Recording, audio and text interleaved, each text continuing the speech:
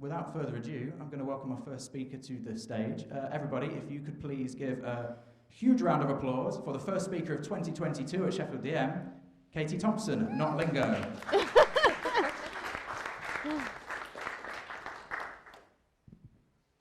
Using this? There's your clicker. Okay, oh You've not gosh. got enough time, oh my gosh. No. Oh, there we are. I didn't know there were burgers. I'm very excited about that now, so I'm definitely going to the after party. So thank you everyone for having me. It is a pleasure to be here and all that other stuff that stand-up comedians say. I'm not going to be making that many jokes because it'd be really, really awkward to finish off. So yes, as Giorgio said, Katie Thompson, not Lingo.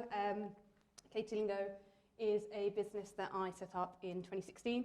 Started off as a bit of a side hustle. I was working in a digital marketing agency and I've got a background in sort of journalism. So I trained with the National Council for the Training of Journalists and then moved on to the Chartered Institute of Marketing. So it's got that sort of traditional dinosaur stuff, as it were, with more sort of modern, SEO, content marketing kind of things. And today I want to talk to you guys as sort of business owners or agency workers. So I'm sure a lot of people here either work for agencies or maybe own agencies or are sort of involved in the digital marketing space, I hope, otherwise you're at the wrong place. A few home truths about working in this space. We all have clients. They all want to speak to the manager.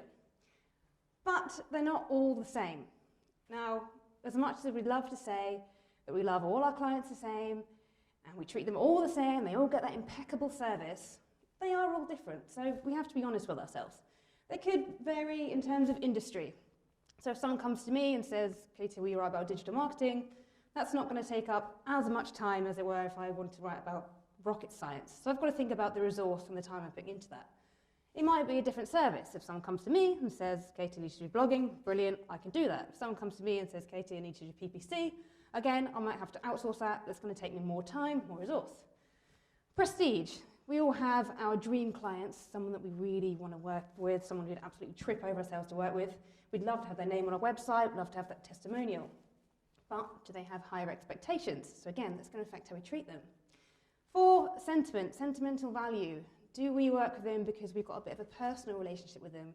Are they a charity or a community interest company? Do you have something that's a bit more emotional, not necessarily about sort of the monetary value we're getting from them?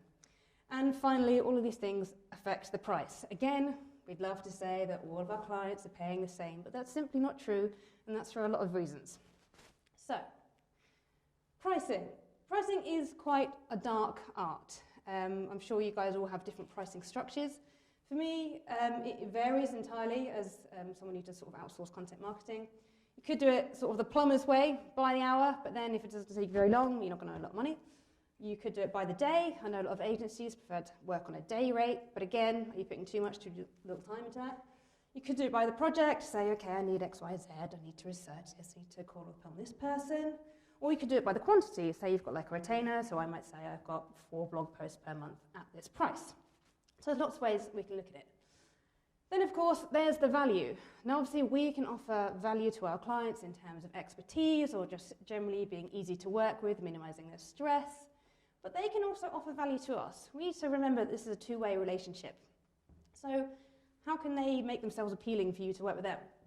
Well, again, we talked about that prestige. They could have a good name. I, for one, have just started working with Reuters, which is like my ultimate fangirl moment. So I can't wait to put their name on my website. Again, I trip over myself to work with them. By appreciating your work, you'd be amazed at how much more inclined you are to help someone when they're just nice to you. It just makes a difference. By minimizing stress, if someone gives you a good brief, there's so much less back and forth, you get the job done quicker, everybody's happy, brilliant, valuable. And by coming back, by being that secure client, by knowing you've got that guaranteed revenue month on month. So that's how they can demonstrate value to you. So with all of these things in mind, I've created what I like to call the ideal client. This is another Emily in Paris. Still, anyone watched Emily in Paris?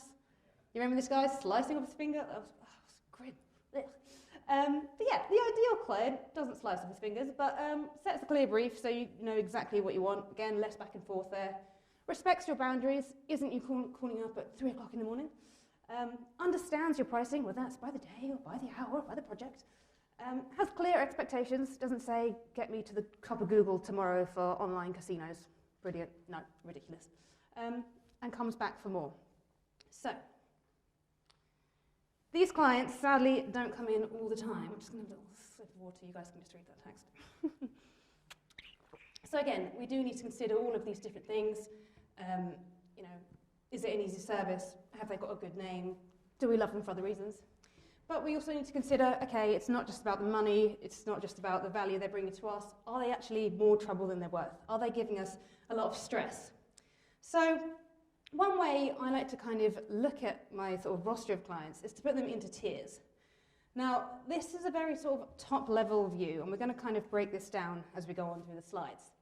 If we look at our clients in terms of volume and revenue, volume could be how much work they're giving you at any one time, or it could be how much work they're sort of giving you over the space of a year. So let's say retainer work, X number of blog posts per month.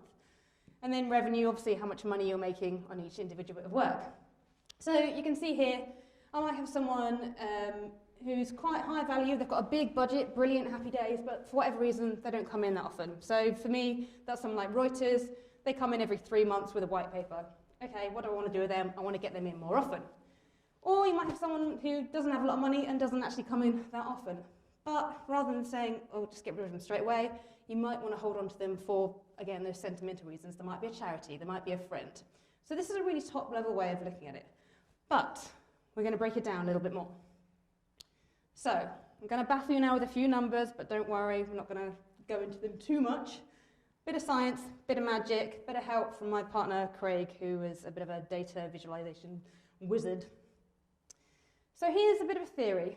It's something we've adapted. I will preface this and say it's not something we came up with ourselves. A guy called Bob Gorton wrote a book called Boosting Sales, very original. Basically, what we want to do is, as an agency or company or whatever we are, we need to figure out how much resource we actually have. Then we need to identify what our break-even point is, how much work we're putting out versus how much revenue do we need.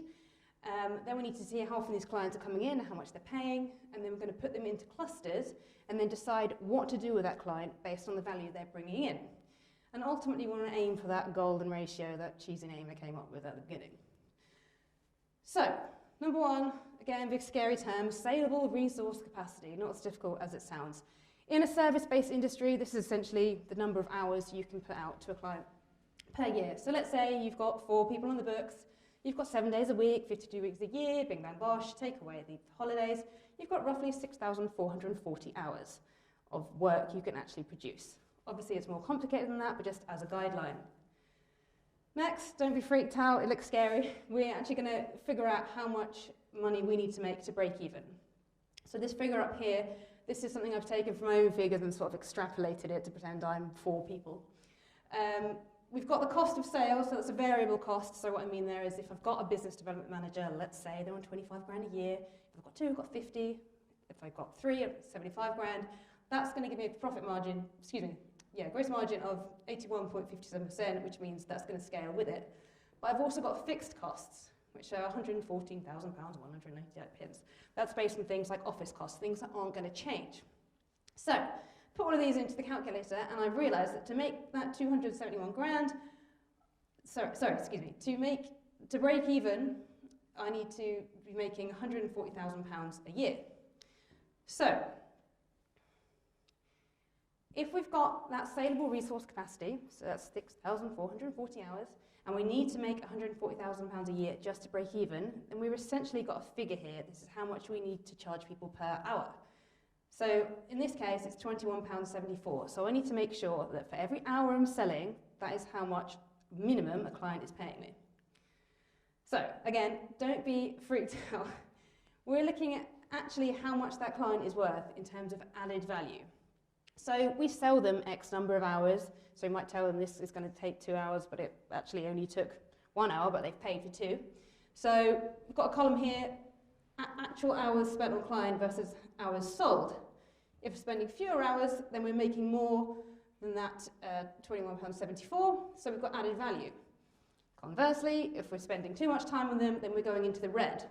That's not necessarily a bad thing, because if we've got enough clients in the green, they could effectively be subsidising them, and you might be holding on to that client for whatever reason, again, those sentimental reasons. But essentially, we're looking for that £21.74 per hour minimum.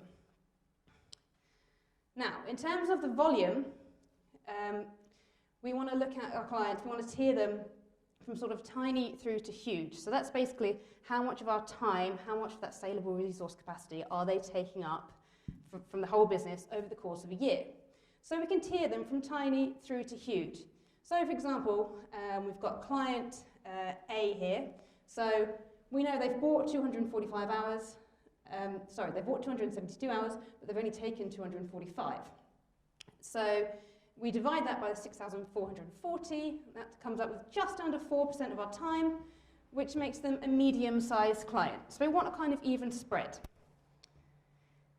Then we've got to look at how much money they're actually making us. So again, we've got that break-even point here. We want to see if they're a lead client, so they're losing us money, all the way through to platinum clients. And this all depends on how much money they're making us per hour based on that break-even point. So we're going to go up in increments of 10%. So if they're sort of 20% above, then they're an acceptable client. So anywhere from between 27 to 31 pounds per hour, etc., etc. So the more money they're making, the more likely they're going to be in those sort of gold, platinum categories. So now we know we've got clients in terms of time. We can look at them from tiny all the way up to huge, and then we've got them in terms of monetary terms. We can plot them on a graph. And I'm not sure if you can see here, but it's sort of green, red. Can you see that all right? It's a lot clearer on my screen. So we can plot all of these clients over the course of the year into these individual quadrants and see where we're spending our time and how much value we're getting from each of those clients. So, just as an example, here you've got sort of your red tier. So these are what you would call your lead clients. So the further over the left they are, this is their time scale. That means the more time they're taking up, and the lower they are, the less money they're bringing in. What's really important here is to look at the figures. So this client L says it's bringing me in £15,000 a year. Client M is £4,000 a year. If you look at that in a really kind of top level way, you'd think, oh, well, this client's great, they're bringing me 15 grand a year. But we haven't considered how much time they're actually taking up relative to what you've sold them. So actually, this client, which is £4,000, is worth a lot more to you. So it's really important that you don't have people over here because they're taking up too much time and they're not bringing you in enough money. Likewise, you might have someone over here, okay, they're not bringing in a lot of money, but they're not taking up a lot of time either. So they're not a huge stress to you, and again, there might be that sort of sentimental value. So this isn't the end of the world. These clients you certainly want to think about either upselling to or getting rid of altogether. Then you've got sort of your bronze clients. So again, you don't want them too far over here because then they're taking up too much time, but they're not bringing in you a huge amount of money. So they're somewhere in the middle. They're kind of clients you just want to keep nurturing. They're solid, they're reliable, they keep coming back month in, month out. So pretty stress-free. You want a nice balance of these. You might consider sort of upselling to them or giving them different services. Just make sure you're keeping them happy. Then we have these clients over here, and these ones, we talked about this briefly before. These ones don't come in very often, but when they do, they've got big budgets, which means basically we want to be on their radar a lot more often. We want to just remind them that we're here and that we can actually service them throughout the year. It doesn't have to be once every quarter. And ideally, we want to push them over to this section. So as you can see, we're not spending a lot of time on them. We want to get them higher volume into this stage so that they can ultimately become these sort of green quadrant clients. And then finally, here you've got your silvers, your gold, your platinum. So lead, bronze, silver, gold, platinum. The more people you have over here, the more money you're essentially making relative to the time you're spending. Obviously, someone like here, we'd call them like a unicorn client, but we have to be realistic. We can't have all perfect clients because if we were to have all perfect clients, if we lost one of them, we'd lose a huge chunk of our revenue. So we need to have an even spread here. That's why it's so important, yes, to have these, but not to discount the bronze clients either.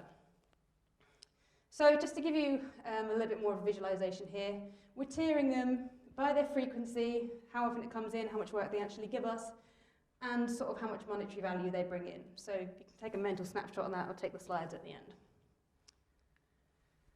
So why do we do this? This is an exercise that we perform on our own business sort of once every quarter.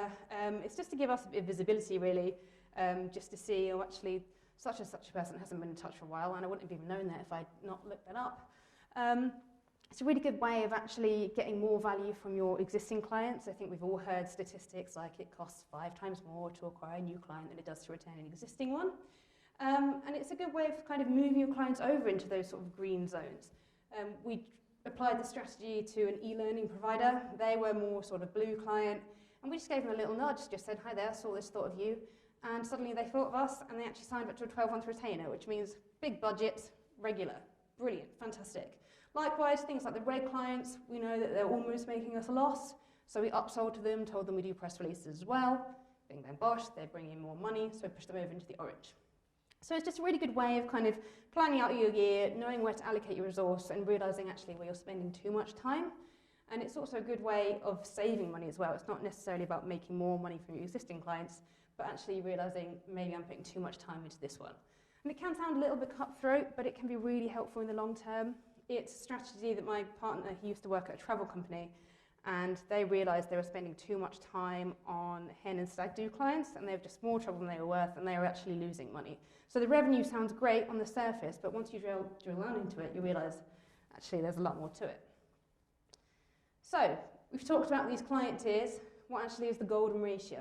Well, as before, yes, we'd love to say we've got 1 million platinum clients, but we've got to be careful there, because if we're putting too much time into those, then we could be risking losing out on those sort of middle tiers, those silver and gold. So ideally, 10% of your unicorns or platinums, whatever you want to call them, moving down. So gold, again, slightly higher, but not too much. Silver is kind of your sweet spot, because these are your regular, dependable clients, not too much stress, nice amount of revenue.